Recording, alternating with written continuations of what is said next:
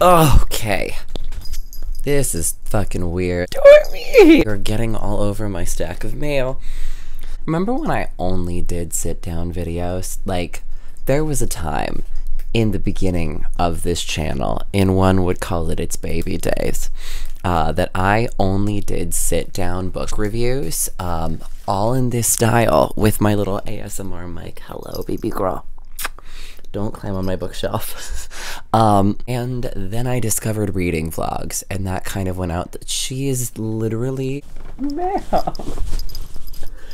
She's literally, like, rubbing against the tripod. It's like she missed it. Oh my god. But then I discovered reading vlogs, and thus the Powerpuff Girls were born. Yeah, this is fun, though.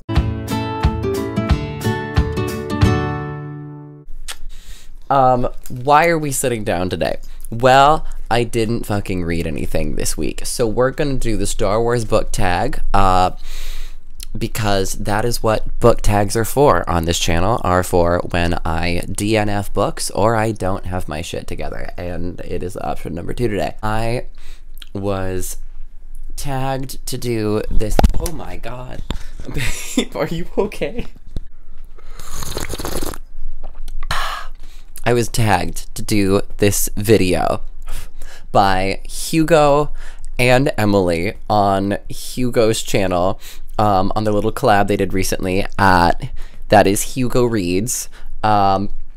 Emily's channel is Emily Reads Books. I love both of them dearly, and they both are gracious and tag me in shit a lot, and I rarely actually do with the videos they tag me in.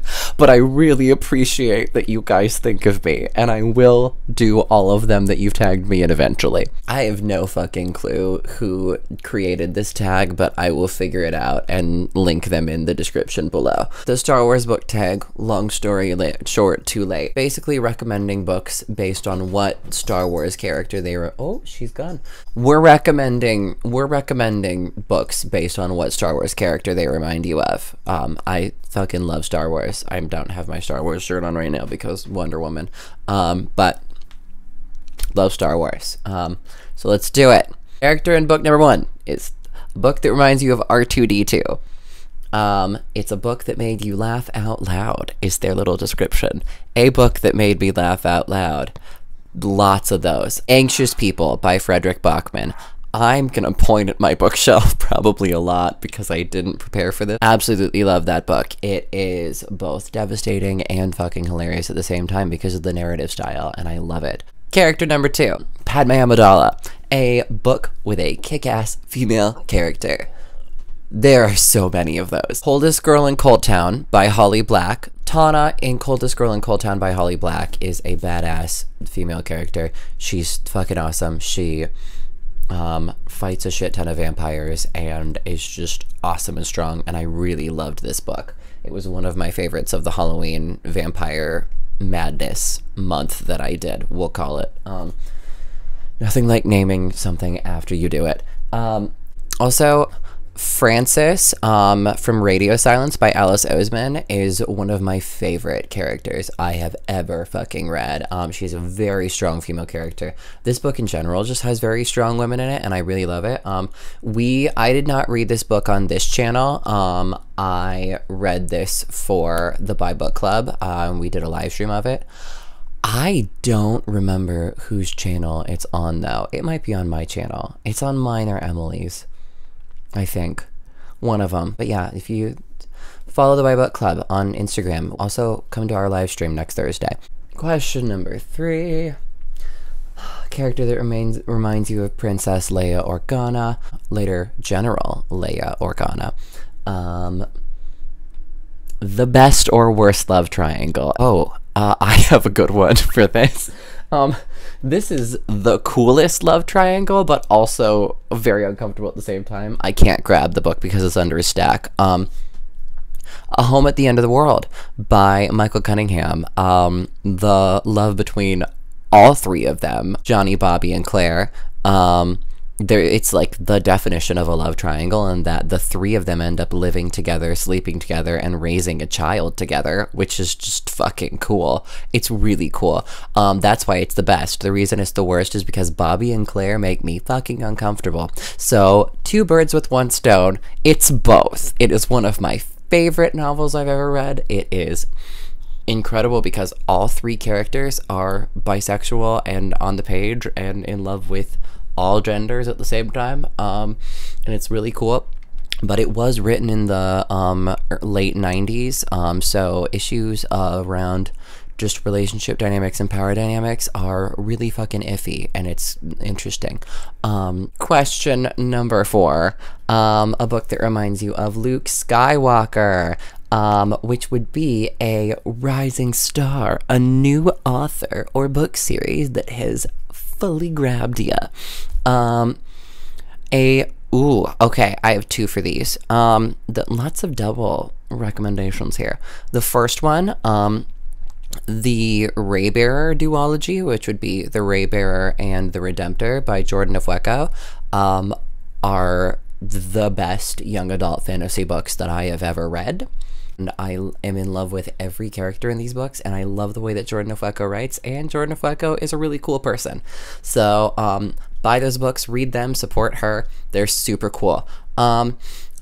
Another favorite one, which he's been around a bit longer, but he is new to me, and he is currently my favorite author to read from, Ben Alderson. Anything written by Ben Alderson. I fucking love Ben Alderson. Ben Alderson writes gay, and just queer in general, fantasy books. So, like, we have the Dragori series, which are about a gay, elven protagonist. We have The Lost Mage, which is about a gay witch who is also a dragon rider. It's fucking awesome. He also wrote Lord of Eternal Night, which is a Beauty and the Beast retelling, but with a gay witch and a gay vampire. And y'all know that I love vampire smut. And this is the definition of vampire smut. It is quite steamy. It is 18 and up for sure. Character number 5, Anakin Skywalker. A book that started out really good, but then became bad. Oh, no. Oh, okay. Anybody that was on this live stream for the Buy Book Club knows. Labyrinth Lost. I went into this book with high hopes. I was just excited to read a book that represented Brujeria and like reimagined the myth and all the mythological things around that, and just that entire culture in general. And that book really didn't do any of those things. So I apologize if that author ever comes across this video. I apologize. I really appreciate what you were trying to do. I just think it wasn't for me. But maybe your sequel is better. I might still try the sequel just to give it a try because I want to. Prompt number 6 is Han Solo, a book that has a lot of sass. Oh my, that's a lot of them because I mostly read books with bisexual characters in them. Ooh, okay. All of the Raven Cycle and Caught on the Hawk and Mr. Impossible by Maggie Stiefvater. Ronan Lynch is our little canonically queer king of emo goth sass and sarcasm, and I love that man so much. Also, Blue is quite sarcastic in this book, so that works. Question 7, Emperor Palpatine. Best world building. How does that? Oh, well, I mean, I guess it's because Palpatine, created the entire empire. Oh, that's a really good one. Oh, that's smart. Ooh, I'm gonna go with, The Vampire Chronicles by Anne Rice. That would be, Interview with a Vampire is book 1, The Vampire Lestat is book 2, The Queen of the Damned is book 3, and so on, but that's as far as I've read, just because this world starts off with Louis and Lestat's relationship. Those two little canonically bisexual vampires. And then we had a little tiny daughter. And then we branch out. And then we branch out a lot with Lestat's entire life story. And then we branch out even more when we meet a shit ton of other all canonically bisexual vampires in The Vampire Lestat and the Queen of the Damned.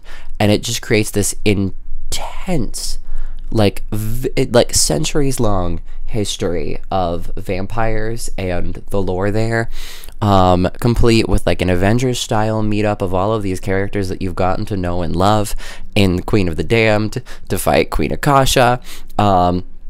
It's the definition of world building, and that like there's like centuries of history there that were created, which is so impressive. Obi-Wan Kenobi / Ben Kenobi. Question number 8. Oh my god. A book that gave you low expectations, but then they blew you away. These descriptions are fucking shady.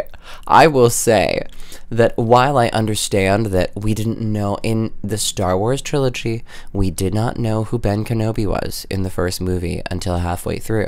So you had low expectations because an old man, but then he's a Jedi. I was introduced to him via the prequels and then the movie, because I watched them in order because my parents have culture. And thusly, I was introduced to Ewan McGregor's Obi-Wan Kenobi, and let me tell you what, it is impossible to have low expectations of that man. This is my formal application for you to own me. It's like the TikTok of the girl when she goes, Ewan McGregor is not here, and she's got her wisdom teeth pulled out. Ewan McGregor's not here. And realistically, I know he wouldn't be here. I didn't ask him to be here. But I suppose I would just manifest it. Did he know you were having surgery? No. Oh, well. He's a Jedi. He's so no. Low expectations that blew me away. I mean, this is really hard for me because I try to avoid the descriptions of books at all costs, and I really tend to go into them having no expectations. So I don't really have like books that have low expectations. Oh, the Selection series. Now, when I say blew me away, I mean I had a lot of fun, I laughed a lot, and it was surprisingly feminist for the time. My expectations when going into those books were at the tectonic plates, and they quickly became one of my favorite vlog series I've ever done. They were really fucking fun. Question number 9, favorite villain. Ooh, here's the thing, I love villains. I love them. So, oh, this is for Darth Vader, by the way, which I would not say is my favorite villain in Star Wars. I would say that my favorite villain in Star Wars is Kylo Ren is eternally hot. I love Count Dooku. I don't know why I love Count Dooku, but I love Count Dooku. I love Carrie, but I wouldn't call her a villain. I would not say that Carrie is the villain of that story. I would say that she's the anti-hero, and eventually the protagonist. Johan, who is also the protagonist, but also a villain, is just a wonderful character development, like incredible character development. I love him so much. Oh, also, the dude, in Invisible Life of Addie LaRue by V.E. Schwab, shit, what is he called? Luke, L-U-C is his name. That's the dude that, the god that curses Addie and then follows her forever in Addie LaRue. That's his name. Love him. He's fucking terrifying. And I love his character development. Anyway, that, my friends, is all she wrote. If you made it to the end of this video, thanks for sticking around and helping out. And if you enjoyed this video, make sure to give me a like and hit that subscribe button and ring the notification bell so you can get my videos whenever I decide to post them. This has been the Buy Book Boy. Oh my god, my coaster fell. And I am saying bye.